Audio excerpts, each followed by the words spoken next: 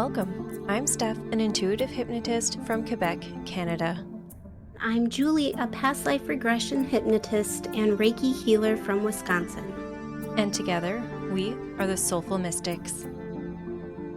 So today we're going to be talking about Oracle and Tarot decks and how I specifically use them for certain scenarios or certain readings that I want to do. So I have intentions for each of my decks. So Julie had a situation recently that she's going to tell us about. Before I do that, I just want to kind of explain a little bit that, like, Steph, you teach me so much. Like, I really don't know too much about Oracle, and I know even less about tarot. Anytime I have a question about a reading or anything like that, I always go to you. You're my go-to. And so that's kind of what happened. That's nice, because I don't see myself as someone who knows too much about it. You know, I don't really think anybody should be considered an expert per se, right? But you have more knowledge than I do, and you're so kind and willing to share that knowledge. And so I think everybody kind of has their own level of understanding. Yeah. That makes sense. Yeah. So this was Wednesday morning of this last week.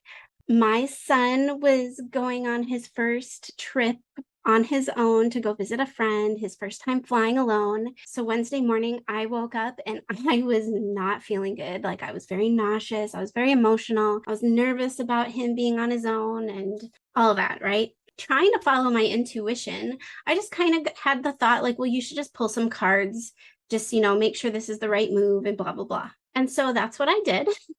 And I picked a specific deck because when I had the thought to pull cards, this deck, I literally saw it in my mind. And so I thought, oh, this is the deck they want me to use. And so I pulled some cards and they were like very dark. They were dark and I was worried. And then I was like super emotional. I was crying. Oh God, I was a hot mess, right? So I'm texting you and kind of explained the situation. And then I sent you the cards that I pulled. I had pulled 3 cards. And you're like, what deck was this? And so I took a picture of the deck and I sent it to you. And I wonder if I can even find our chat. I feel like we chat so much. But I said, Julie, this is my shadow work deck. Yeah. And I was completely confused because, first of all, in my mind, I always just went with a deck that I felt drawn to in the moment that I decided to pull cards. And so, like, that's usually how I go about it. I never really thought to have specific decks for specific things. And maybe for most people, that's a no-brainer. But for me, just being so new at this and just kind of exploring and playing around, I really had no idea. But I think that's normal, though, because when I first started too, I had less decks. And so I would just go with whichever one I was drawn to. But then I found myself in the exact same situation as you, where I was like, oh, this doesn't help. And so that's when I put them in different boxes that would hold their intention so that I knew where to go depending on what I needed. Yes. And I absolutely love that. And so later on, we're going to talk more about that. And I'm so excited to get into that. Meanwhile, I'm freaking out because I'm pulling these like dark cards. And by the way, it was the Mystical Shaman Oracle deck. So that's the one I used. Steph, as sweet as she is, offered to pull some clarity cards for me and go from there and just see. And so the deck, you just used one deck, right? I think I used 2, but only one card from the second one. But the main one was the Sacred Forest. Okay. And so the Sacred Forest Oracle deck, and it looks like it's by Denise, Linn. That's the one you pulled. And the reading was just, oh my God, it put me so much at ease.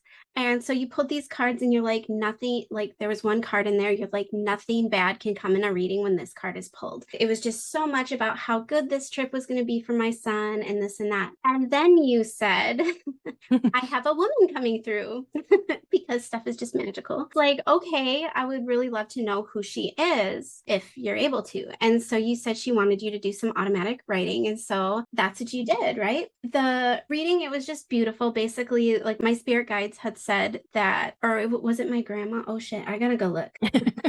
Oh, okay. So I'm just going to read the reading that you gave me because it's short. It's short. So for me, the message was, our sweet boy won't be alone ever. He is divinely protected through this journey on earth and this trip. You are surrounded now because you need us more.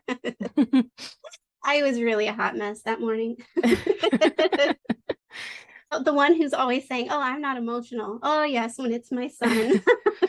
Understandably, yeah. Yeah. For my son, you said he has 6 guides traveling with him. He is nervous. He will miss mom. This will open his mind and eyes to new and exciting opportunities and perspectives. And then for the woman that came through, you wrote, she was a grandma figure, protective, nurturing, sweet, but tough as nails. And then it goes on to say, he has a bright light surrounding him once he arrives. His nerves will be gone. This trip will be beautifully impactful for him. And so that was just so reassuring. And then you go on to describe this woman that came through, and you said she has short, curly hair, light color, a distinct smell of perfume, hummingbirds, yellow flowers, and fae. I knew that was my grandma just by the short curly hair that was light in color. That was my son's great grandmother. I was very close to her on earth, and I feel like I still am now, even though that she's passed on. That really touched me.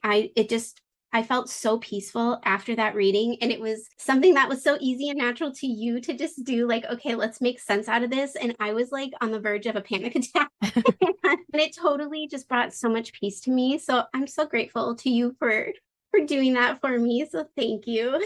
Yeah, anytime. I love doing stuff like that. And the automatic writing, I remember after the reading, you sent me a photo of her, and I saw this bracelet and jewelry, but I don't wear jewelry at all. And while I was writing, I felt like I was wearing a bracelet. It felt like something was bulky on my wrist as I was writing. Yeah. And so that really struck me as to, like, I think I connected with her deeper than I thought in that moment. And that was really cool. Awesome. Oh, I love that so much. So then you had pulled a card from my grandma. For me, it was like a message from her for me. Out of this Sacred Forest deck, it was the Courage card. There was a lot of yellow flowers on this card, and even on some of the other cards you had pulled for the reading, yellow was everywhere. Yellow was my grandma's favorite color. And so that was another thing that really stood out to me. I was just so intrigued by this whole experience. It was so meaningful to me. So I ordered the deck myself because I have been wanting a new deck, but I just hadn't found something that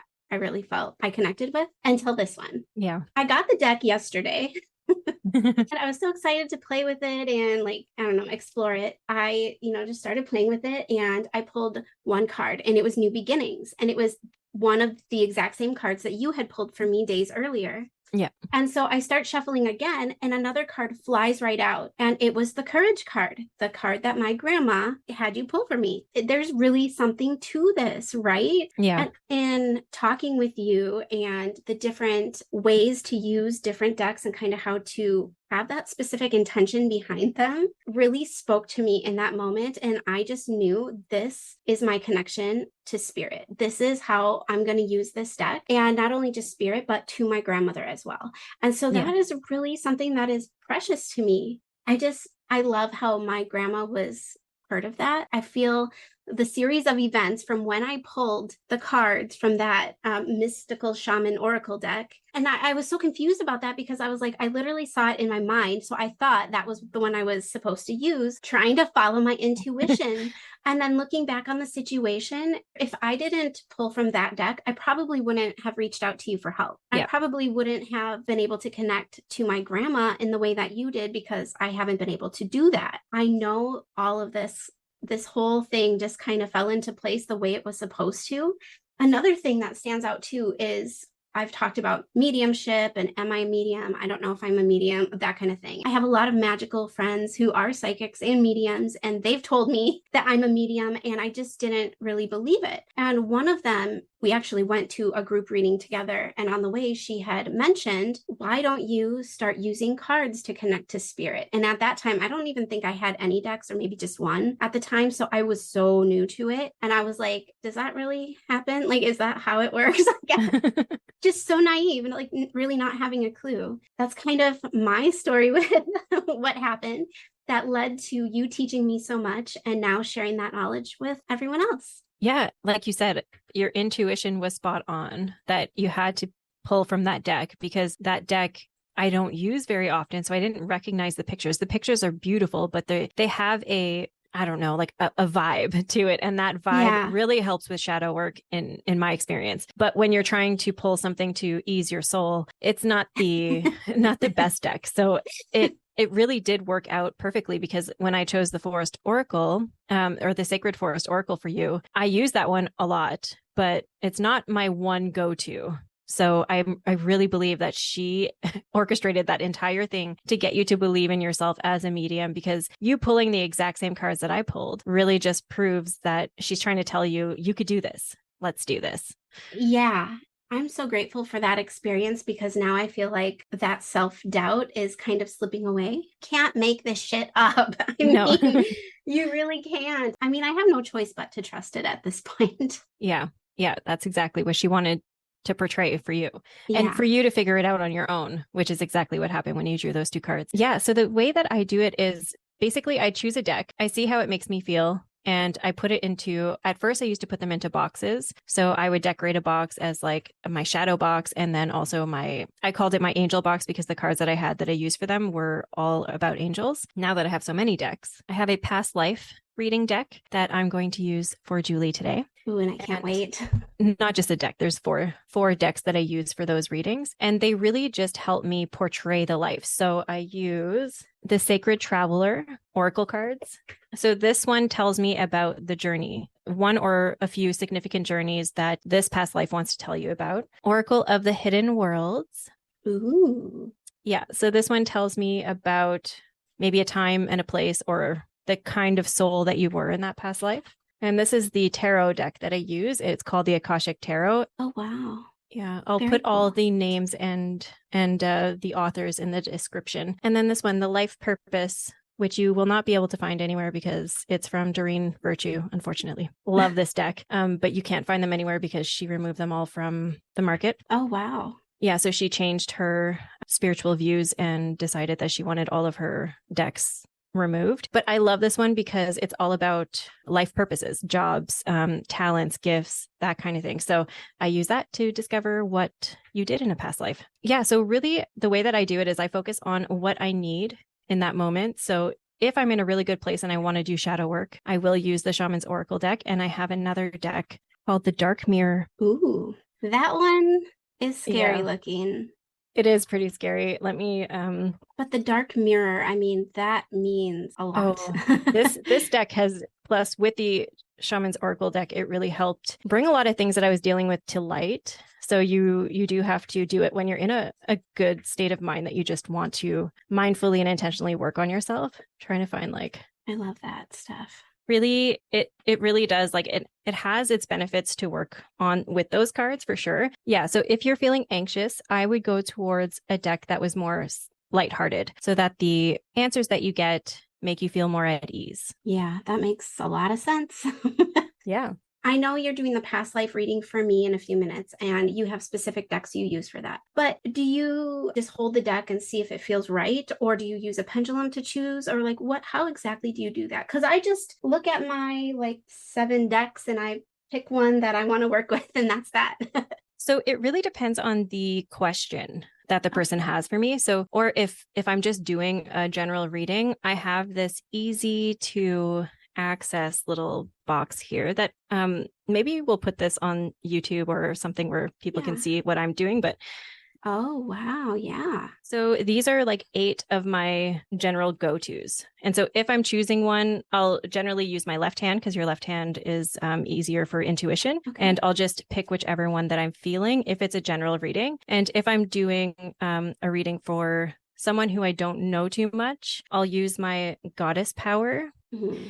And then depending on who I pick from this deck, she's going to explain to me who this person is that I'm reading for. And I really love that about this deck, because they're all goddesses, and everyone that I read for is a goddess as well. So they just really show me the inside, who this person is, so that I can connect to them a little better. Because sometimes I don't even know the person's name. I really love that stuff. I don't even know. I don't even have words. I'm just oh, I'm going to pick a card and read the booklet. And you go so much deeper. You really, and you know exactly how to go that deep. And that is the knowledge that I'm lacking. And I'm just so grateful that you teach me. You teach me your Yeah. ways. Yeah. And like, I just love getting insight on who the person is before doing the actual reading for them. That is freaking cool. Yeah. It helps connect. If you wanted a shaman deck that has a lighter flow to it, the Shaman's Dream Oracle is Oh, it's really beautiful. It's got amazing insight and it does have a lighter feel to it. But it can go pretty deep. So I think that was the other one that I chose one of the cards for. awesome. Yeah. And I do want to mention that I don't do readings anymore. Only for people who reach out like you know, friends and family who need a quick reading, and I do a quick like email or by messenger. Just the reason why I moved away from it is because now that I do past life regression and hypnosis, I love that you as the client are able to become your own psychic and your own insider, right? Like you use your higher self to access all of that intuition from within you, and you get to feel your own guides so powerfully. So that's why I decided to move away from readings and just allowing my clients to be their own powerful being. Yeah. And it like you still get to witness people empowering themselves. And that is one of my absolute favorite things about hypnosis is actually seeing that unfold right in front of you. It's amazing. It is. It's really beautiful. So, I mean, I love doing readings, but I love it more when you get to really witness that magic that this person's experiencing. And then when they walk away from it, you could see that they're walking a little taller and just feeling like living in their powerful light. So yeah, it's a beautiful transition. Yeah. And I think sometimes too, when people go for a reading, a lot of times they're probably going to somebody that they don't know, right? You're kind of left with a little hesitation. Like, okay, yeah, that seems like it resonates, but is it really true? So that, there's always that little bit of doubt. But when people are under hypnosis and they're experiencing it for themselves, how can you doubt that? I mean, you are experiencing that.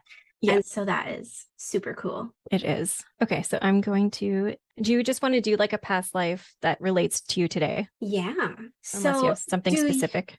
Well, I already told my guides something. So is that something you want to know? It's up to you. Okay. I think I'm going to keep it to myself and see what comes up. Perfect. And I'll tell you what it was after. Okay. Not that I'm challenging you or anything. I know you are powerful. No, I love a good challenge. And actually, it's more challenging when I know more because then the self-doubt creeps in and I'm thinking to myself, okay, wait, am I just saying this because she said this? Yeah. So, yeah. And especially because you know me so well. Exactly. And I mean, if I fail miserably, we'll just cut it out and it's fine. There is no failure. Oh, okay. So just a little side note. I don't know. Anyway, I don't know if we're going to put this on, but when I first started doing these past life readings, I started on myself. And when I pulled this card, I had a past life vision of myself in this exact forest. And she kind of looks like me. Well, the skinnier version of me when I was younger. She looked like me. Do you want to see, Max? Yeah. So she looked like me as I did in that past life. And a long time ago, where Max was my partner and we were rescuing animals as we came here to do together again in this life. Yeah, well, I just pulled that card. So maybe we were together at some point in that life. And all the animals surrounding the girl in that picture. Yeah. And I've had a past life regression where I would go out in the woods and just connect with nature and all the little animals, and they would surround me just like that. So Love that. Pretty amazing. Yeah. Already the first card. It's so funny. These two cards here is exactly what we just talked about. And let's see where you were. Yeah. So basically, when I pull them, I just kind of read them like a story. And I don't look at the book unless there's something that's really confusing me. These ones are all really easy to read. So you got the Healing Temple, tells you that you were a healer. I do feel like there was a temple of some kind where you were. I don't think it was solely for healing in the way that they healed the body. It was spiritual as well. So there is a spiritual being in the photo. And then you had the Light Priestess, which automatically reminded me of Mary. So Aww, I'm pretty sure. I love Mary. I know. You can't not love her. She's just such a light, right? So I do feel like you had a lot of that energy as well. And what it says is galactic wisdom, cosmic rituals. So you were definitely a powerful person in this life, somebody who really felt confident in who they were with their spiritual gifts, and priestess. But then, and again, the gift. All of these ones are about your gift. And then there is another woman here. Yeah. So spiritual gifts specifically. But then what I found really interesting was Fey energy. And I forgot that I said that about your grandmother. Yeah. Well, and I had a reading from Jude Lynch from Spirit Speakers that came up in that reading. She said, I have past lives that go back ancient times where I was like this, like Fey being or fairy being or whatever. I don't know. I would love to explore that more in hypnosis because I've been so attracted to Fey creatures and fairies, all of them mystical, magical beings that we have been told are fairy tales. And I never believed they were fairy tales. I always believed them to be real, not like Santa Claus, you know? So that's how I differentiate those two things of growing up and having an imagination and being told that Santa Claus is real, yet being told that fairies are not real. And I always believe the opposite. Wow. And so like, interesting. yeah.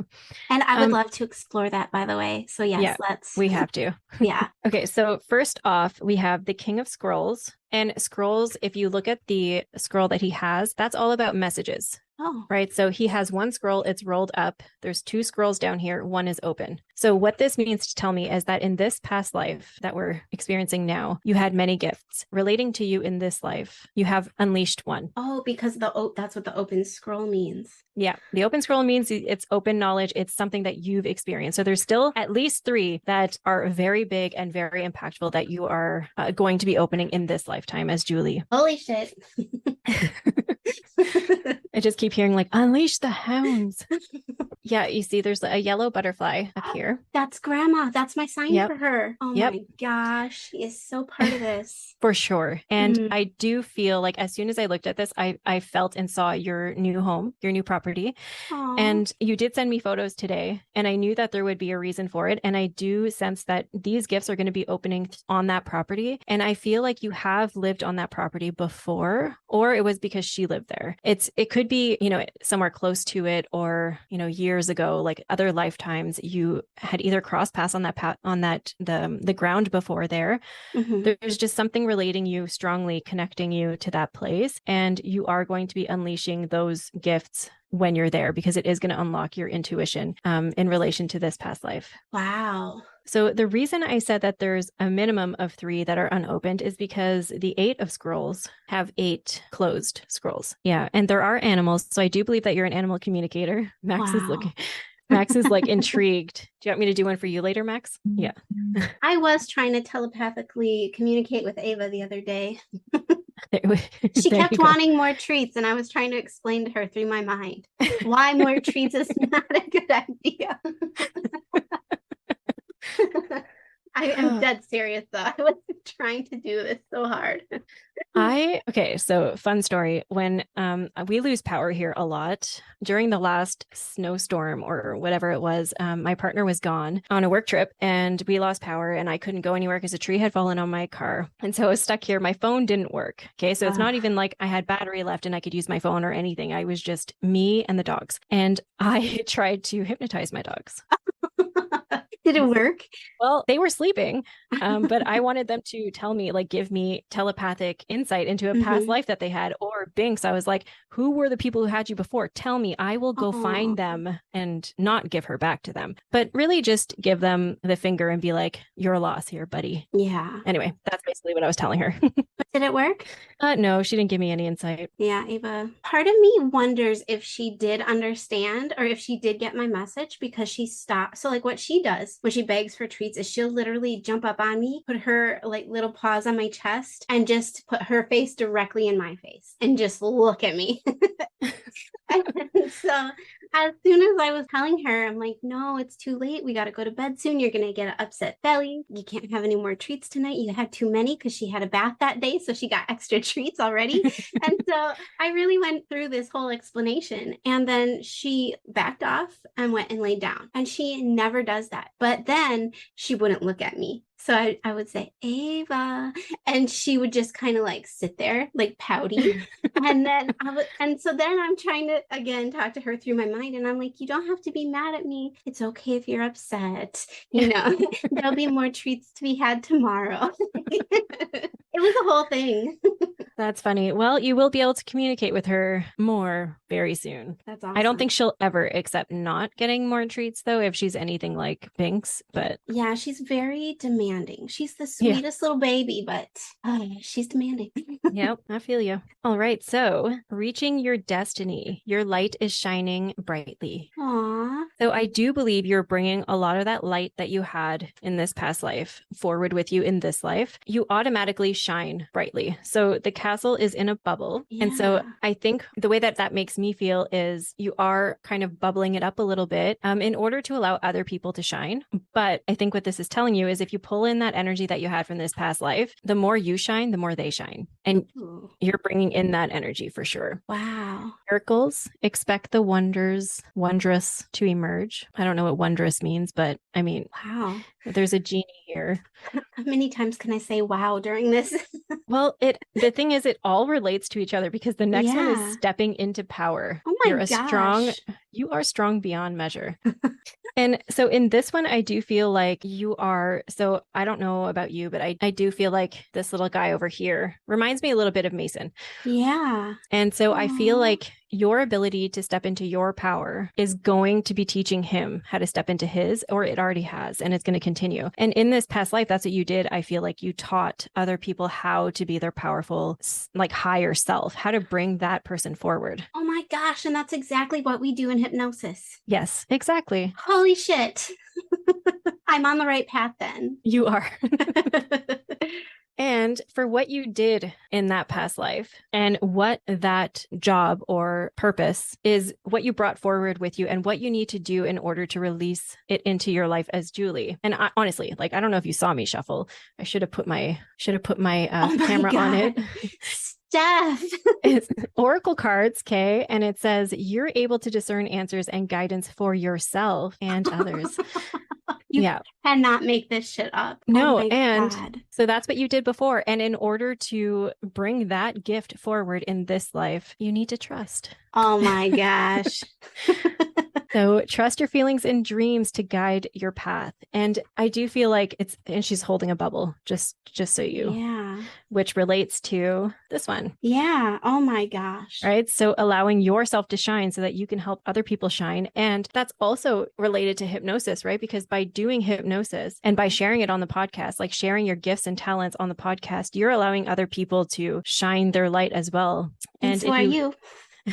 Yeah, if you listen to the last episode with Meg, or the last two episodes, where we chatted with her in the last one, and I feel like within a week, so much has shifted for her after receiving that past life regression that she was able to step into her power a whole lot more and recognize these signs and synchronicities that her guides were giving her. You have that gift within you and you trust it when you're doing past life regressions and hypnosis and all that stuff.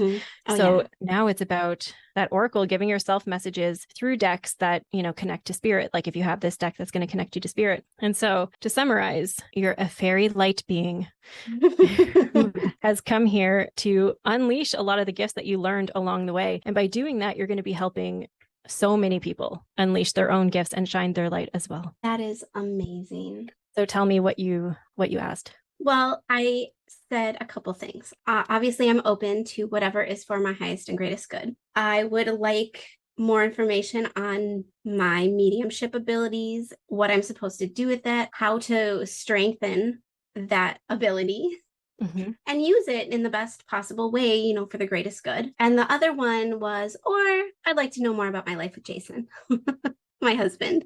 Like a past life with him? Yeah, I'd like to know more about that at some point. I think that would be cool. And that's something I'd also really like to explore in hypnosis as well. So the last kinship meeting when we did a hypnosis, it was about soul path. Mine was all about love, and it was just sharing love to everyone and everything. And since then, I've come to so many different realizations about what that means, because love comes in so many different ways and shapes and forms and all that. Gina had asked a question during the hypnosis, and she said, was there anyone there with you when you signed this contract for this soul path? And I had a vision of he and I, we are just outside and just being in nature, and we were just being in love.